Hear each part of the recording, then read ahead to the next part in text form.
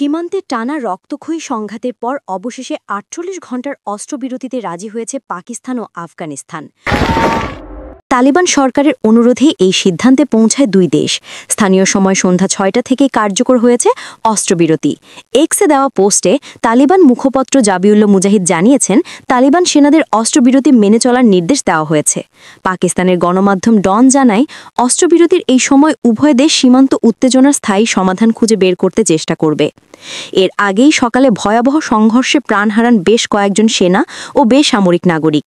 পাকিস্তানের সেনাবাহিনীর দাবি, তালিবান যোদ্ধারা দক্ষিণ পশ্চিম ও উত্তর পশ্চিম সীমান্তের দুটি বড় চৌকিতে হামলা চালায়। পাল্টা জবাবে আফগানিস্তানের কান্দাহারের স্পিনবোল্ডাক এলাকায় অন্তত ২০ জন তালিবান নিহত হয়। পাকিস্তানি সেনাদের অভিযোগ, তালিবানরা সীমান্তবর্তী গ্রামগুলোতে নির্বিচারে হামলা চালিয়েছে, যেখানে বেসামরিকদের নিরাপত্তা সম্পূর্ণ উপেক্ষা করা হয়েছে।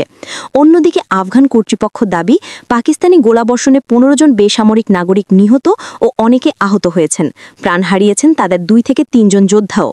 তালিবান মুখপাত্র জাবিউল্লাহ মুজাহিদ এক বিবৃতিতে বলেন, পাকিস্তানি সেনারা হালকা ও ভারী অস্ত্রে হামলা চালায়। এতে ১০০-র বেশি বেসামরিক নাগরিক আহত হন। তবে পাকিস্তানের সেনাবাহিনী এই দাবিকে মিথ্যা ও বিভ্রান্তিকর বলে প্রত্যাখ্যান করেছে।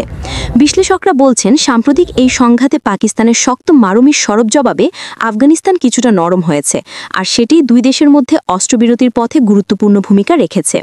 দুই দেশের সীমান্তে আপাত শান্তি ফিরলেও প্রশ্ন রয়ে গেছে, এই অস্ত্রবিরতি কি স্থায়ী হবে নাকি এটি আরেক রক্তক্ষয়ের পূর্বাভাস।